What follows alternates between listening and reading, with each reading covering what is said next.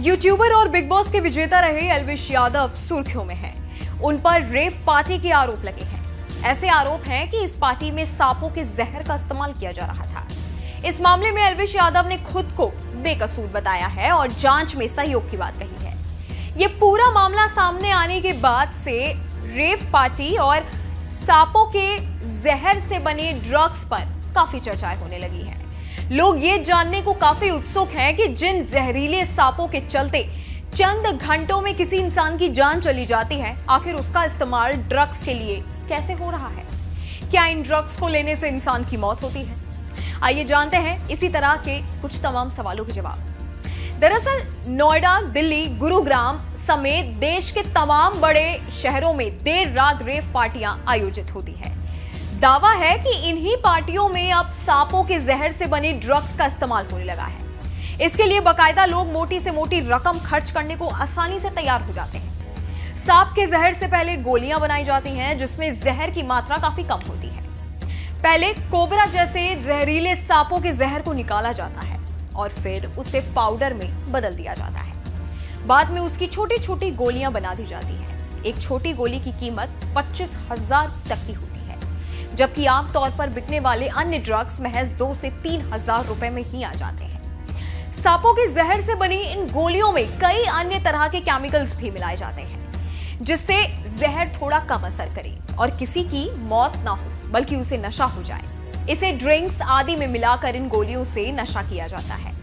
वहीं कई बार लोग जहर के पाउडर से भी नशा करते हैं। अब चलिए आपको बताते हैं कि आखिरकार इन सब तरह के खतरनाक ड्रग्स मिलते कहां हैं। अब चलिए आपको बताते हैं कि आखिरकार इतना खतरनाक ड्रग्स मिलता कहां पे है। लेकिन उससे पहले जो सवाल सबसे बड़ा यहां पे खड़ा होता है वो ये कि पुलिस की इतनी पाबंदियों के बाद भी रेव पार्टियों में जहरीले सांपों का जहर इतनी आसानी से कैसे मिलता है? इन गोलियों की पहुंच इतनी आसानी से युवाओं तक कैसे हो रही है?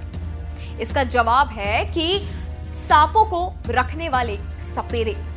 मीडिया रिपोर्ट्स के मुताबिक आमतौर पर सपेरों के पास कोबरा जैसे सांपों की मौजूदगी होती है और अब वो इसका जहर भी बेचने लगे हैं। इसके अलावा सांपों की तस्करी करने वालों के पास भी आसानी से जहर मिल जाता है। यहीं से होता हुआ ये जहर रेव पार्टियों तक पहुंचता है।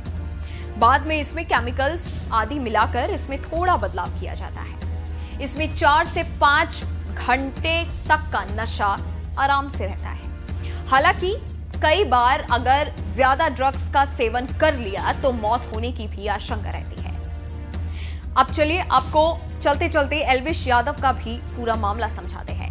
दरअसल रेव पार्टियों में सांप का जहर सप्लाई करने के आरोप में नोएडा पुलिस ने 5 लोगों को गिरफ्तार किया। ये गिरफ्तारियां एक एनजीओ पीपल फॉर एनिमल्स यानी कि PAFA द्वारा बिछाए गए जाल के बाद की गई। गिरफ्तार किए गए लोगों के कब्जे से कोबरा समेत 9 सांपों को भी बचाया गया। खबरों के मुताबिक एक अधिकारी का कहना है कि इस मामले में NDPS अधिनियम लागू नहीं किया गया है, क्योंकि घटनास्थल पर दवाएं नहीं मिली।